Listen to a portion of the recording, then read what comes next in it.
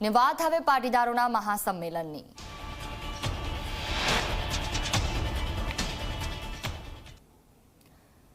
લોકસભાની ચૂંટણી પહેલા બનાસકાંઠા પાલનપુરમાં પાટીદારોનું મહાસંમેલન યોજાયું। આધ્યાત્મિક ચેતનાથી રાષ્ટ્ર ચેતના અભિયાનને લઈને આ પાટીદારોનું સંમેલન।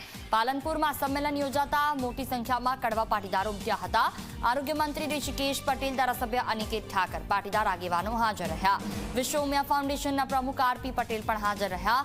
ગામડાઓમાં મોટી સંખ્યામાં મહિલાઓ પણ જોડાઈ। વિશ્વ ઉમિયા ધામ દ્વારા અમદાવાદમાં ખૂબ મોટું મંદિર બનાવવાનું કામ ચાલુ થઈ ગયું છે અને સાથે સેવાના અનેક પ્રકલ્પો સાથે વિશ્વ ઉમિયા પાટીદાર સમાજ પટેલ સમાજ દ્વારા આજે એ સંદર્ભે દીકરાઓમાં સંસ્કાર, એજ્યુકેશન, આરોગ્ય, વિવિધ પ્રકલ્પો અંગેની ચર્ચાની આજની આ મિટિંગ હતી। અને સાથે જ્યારે આ વિશ્વ ઉમિયા દાનમાં અનેકવિધ નવી પ્રવૃત્તિઓ ચાલુ થતી હોય એટલે સમાજની અંદર એની અવેરનેસ પણ ફેલાય અને લોકો એની સાથે વધુમાં વધુ જોડાય અને પોતિકાપણાનો ભાવ ઊભો થાય એના માટેનું આજનું સંમેલન। ભજન કીર્તન માટેના તો છે જ, પરંતુ એ સામાજિક અને રાષ્ટ્ર ચેતનાના કેન્દ્રો બને, સમાજ ઉત્થાનની તમામ પ્રવૃત્તિઓ આધ્યાત્મિક કેન્દ્રના આધાર ઉપર થાય, એ પ્રકારના અભિગમ સાથે એક નવી જ વિચારધારા સાથે વિશ્વ ઉમિયા ધામ જે કામ કરી રહ્યું છે એની અંદર બનાસકાંઠાનું આજનું જે આ ચેપ્ટરનું જે આયોજન થયું છે એ ખૂબ અભિનંદનીય છે।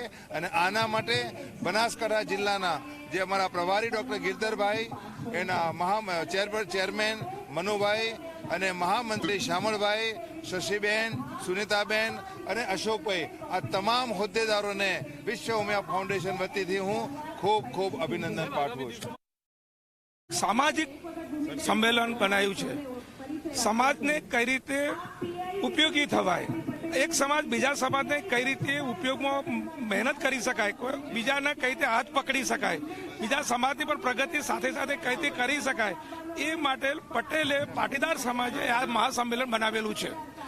મતલબ એ કે પાટીદારો તો આગળ પ્રોગ્રેસ કરશે, પણ અમારો આશય એવો છે કે દરેક સમાજનો પ્રોગ્રેસ આપણા થકી થાય, એવો અમારા ઉદ્દેશ સાથે આ વિશ્વ ઉમિયા ધામ સંમેલને આ